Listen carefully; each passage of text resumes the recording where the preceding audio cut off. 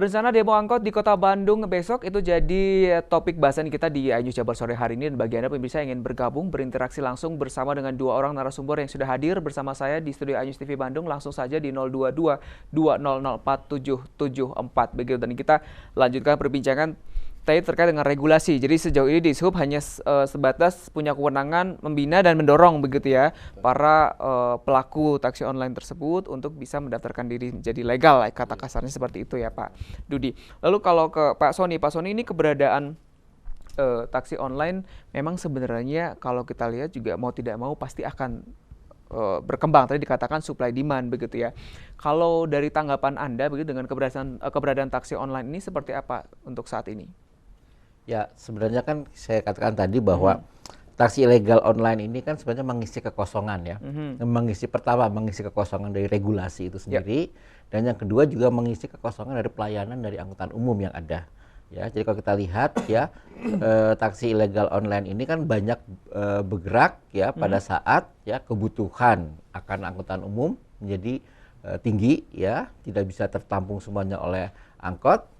Mereka mau ini ya langsung menggunakan taksi ilegal yang online tersebut gitu ya. Memang ada beberapa pendapat karena angkotnya jelek pelayanannya, kemudian mereka lari ke taksi ilegal online dan lain sebagainya seperti itu. Tapi kan masalah jelek pelayanan angkot juga relatif gitu ya. Memang culture kita memang culture bukan culture pengguna angkutan umum.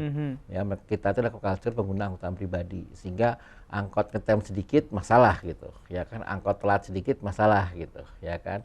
Jadi ini juga masalah culture juga harus pelan-pelan kita perbaiki gitu. Tetapi ya kembali lagi gitu, di saat demandnya begitu tinggi ya taksi ilegal online masuk dan itu sangat diterima oleh masyarakat akhirnya seperti itu.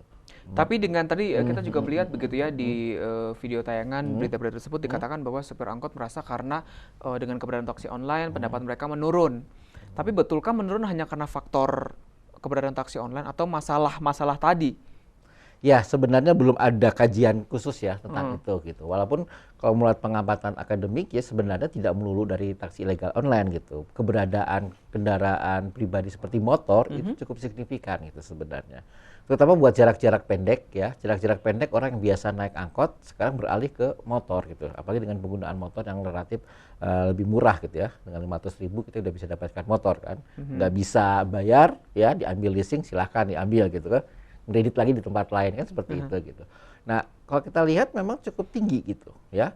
Perjalanan jarak pendek ya sekitar 2 atau 3 km ya, itu biasanya orang sudah menggunakan motor dibandingkan dengan angkot ya. Apa sih sebenarnya dikeluhkan masyarakat terkait dengan angkot kita ini gimana?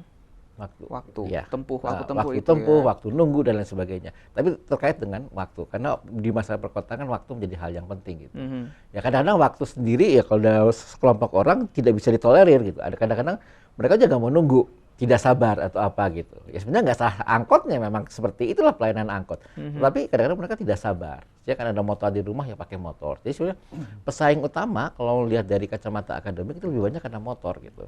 Taksi ilegal online hanya mengisi sebagian dari hal yang tidak bisa diisi oleh angkutan umum gitu. Tapi umumnya karena motor gitu. Pak Dudi, begini, tadi dikatakan juga sebenarnya dari kita review gitu ya, kita flashback 2016 pada November juga taksi konvensional sempat melakukan aksi serupa begitu unjuk rasa tuntutan kepada taksi online. Dan sempat dari informasi juga itu sempat ada mediasi kan sebenarnya dengan Kadishub ya. Nah, hasil mediasi tersebut begitu artinya kan kalau memang sudah dijalankan harusnya demo besok ini bisa terantisipasi begitu ya. Nah, itu gimana nih? Apakah dijalankan hasil mediasi tersebut? Ya, baik, mungkin tadi sudah saya sampaikan bahwa kewenangannya memang ada di Kementerian Perhubungan begitu ya. Kita sudah menyampaikan hal tersebut. Sudah begitu, jadi sebenarnya ya. Betul, ya. Nah, tapi kita berupaya dari kewenangan yang ada di kita nih. Karena bagaimanapun tadi betul apa yang disampaikan oleh Pak Sony bahwa ada supply, ada demand. Baik, kita tahan ke supply demand dulu. Kita sapa penelpon pertama yang sudah bergabung. Halo, selamat sore. Selamat sore. Baik, Bu Yani silahkan. Saya Yani. Saya mengenai masalah demo angkot besok tuh saya mendukung sekali. Karena selama ini saya merasakan di Kota Bandung itu dengan adanya taksi online membuat jalanan macet. Sudah jaraknya pendek, terus banyak mobil dari online banyak yang keluar. Yang tadinya tidak usaha mencari uang online di taksi itu sendiri jadi usaha, sehingga pendapatan antara taksi konvensional dengan angkot itu berkurang. Makanya saya mohon kepada pemerintah untuk menindaklanjuti dengan tegas. Kepada Menteri Perhubungan itu harus benar-benar menindaknya. Saya merasakan sekali kemacetan di Kota Bandung. Baik Ibu Yani, sudah bisa kami Enak pahami. sekali di Kota Bandung itu. Terima Ya, kasih demikian Ibu yang Yani. saya sampaikan. Baik, terima kasih. Selamat sore. Oke, sebelum menanggapi ini warga yang pro begitu ya dengan demo besok begitu. Lanjut ke tadi terkait dengan Oke. Sebetulnya ada dua hal begitu. Yang pertama dari sisi supply dulu begitulah ya.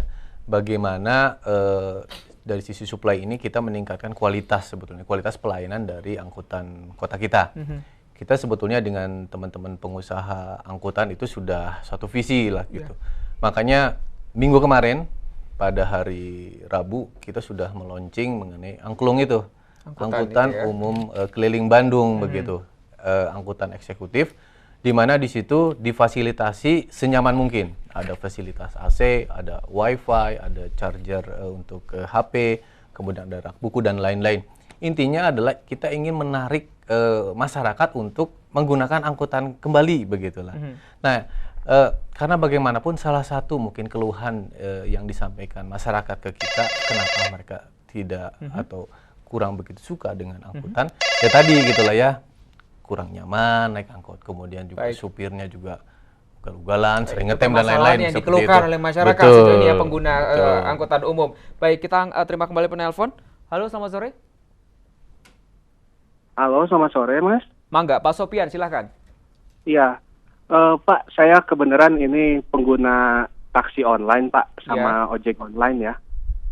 Saya mencoba melihat dari perspektif penumpang ini, Pak.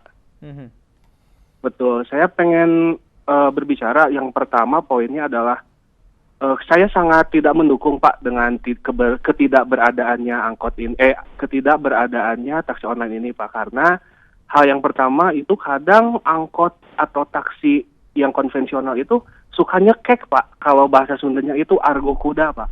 Saya pernah turun dari bandara, itu tidak kira-kira, Pak, taksi nembak aja segini harganya. Masa ke Sukajadi 80.000 sampai 100.000, Pak. Nah itu, yang keduanya, setiap saya mau naik angkot, itu selalu saja ngetem, Pak. Gitu. Kalau tadi Pak Sony bilang pelayanan itu baik buruknya itu relatif, bukan relatif, Pak Sony. Itu justru pelayanan buruk itu harus diberantas, Pak. Nah, ini kan sekarang zaman udah maju nih, Pak. Jadi janganlah sampai kita kembali ke zaman baheula yang ortodoks gitu. Justru pemerintah harusnya harus mendukung ini, Pak, karena ini begitu baik gitu, Pak. Selain itu, banyak sekali hal-hal yang sering dikecewakan. Misalkan kalau tadi Bu Yani yang nelfon itu angkot suka bikin macet gitu. Justru angkot yang suka bikin macet gitu, Pak. Ngetem sembarangan, terus berhenti sembarangan gitu. Seperti itu, Pak, gitu. Jadi nih mohon dilihat perspektifnya dari segala sudut gitu, Pak. Kami sebagai penumpang di sini justru sangat terbantu dengan tarif yang murah, terus dijemput tepat waktu, diantarkan ke tempat tujuan dengan selamat. Seperti itu, Pak, mungkin. Terima kasih Pak Sofian. Betul, sama-sama, Pak. iNews Jabar, selamat sore. Oke, ini menarik sebenarnya. Masyarakat juga artinya pro kontra di masyarakat pasti itu muncul begitu ya. Saya ingin ke Pak Sony terlebih dahulu, kita tanggapi yang Ibu Yani tadi bahwa mengatakan dengan taksi online ini membuat macet gitu loh Pak Sony. Ya mungkin kalau tentang macet ya, kita bisa lihat dua-duanya ya, antara Bu Yani dengan Pak Sofian gitu. Ya, penyebab macet karena banyaknya mobil, dan juga plus karena angkot berhenti sembarangan, itu aja kan sebenarnya. Jadi dua-duanya memang penyebab macet seperti itu gitu. Tapi kalau kita melihat dengan lebih seksama seperti ini gitu ya, kita memang belum bisa menghitung ya taksi yang ilegal online itu berapa banyak seperti itu, ya kan. Kalau memang apakah cukup signifikan memacetkan kota Bandung gitu ya, saya kira tidak juga gitu ya. Karena tanpa mereka pun Bandung dari dulu juga udah macet gitu ya. 2-3 tahun sebelum ada taksi ilegal online kan memang udah macet Bandung juga. Ya, sekarang di kemacetan bertambah juga mungkin juga tidak serta-merta karena kehadiran mereka juga, tapi karena perubahan tata guna lahan di Bandung juga yang cukup signifikan. Juga kemudian tadi masalah ya memang supply dan demand itu terkait ya. Pada saat supply dari angkutan umum tidak sanggup memuaskan pelanggan, maka begitu ada alternatif yang dirasa lebih baik, mereka akan berlari ke situ. Itu wajar, itu hukum pasar biasa gitu. Ya sekarang memang jadi tantangan buat kita gitu untuk segera memperbaiki angkutan umum agar menjadi lebih baik gitu. Tapi kalau tadi kata dari ceritanya dari Pak Sofyan, sebenarnya ada ketangkap esensinya gitu. Bahwa ternyata yang dikeluhkan oleh masyarakat tentang angkutan umum itu adalah waktu dan biaya gitu. Ya. Jadi mungkin masukan buat perhubungan juga gitu ya. Angklung bagus ya, tapi apakah itu menjawab esensi dari permasalahan angkot? Mungkin belum gitu. Baru bisa untuk kenyamanan gitu. Apakah kenyamanan itu bisa mengganti masalah waktu tunggu, mengganti masalah biaya transportasi ya, ongkos dalam hal ini. Nah, itu harus menjadi pertimbangan juga dari itu ya. Jadi memang ya saya sering kalau ditanyakan tentang masalah angkot di Bandung, salah satu kuncinya itu adalah di angkot di Bandung itu adalah masalah coverage area, luasan pelayanan. Ini memang harus diperbaiki. Rerouting itu selalu saya ingatkan, segera rerouting karena line use Bandung sudah berubah, tingkat pelayanannya sudah berubah, ya kan, daerah-daerah yang dilayani sudah berubah. Ya. Baik, kita akan berbicara terkait dengan tadi ya pemerataan rute trayek angkot yang ada di Kota Bandung, dan saya juga ingin minta pendapat dari Pak Dudi untuk menanggapi dari Pak Sofyan yang kontra dengan aksi demo besok. Ya, kita harus jeda kembali, pemirsa kami kembali seusai jeda berikut ini.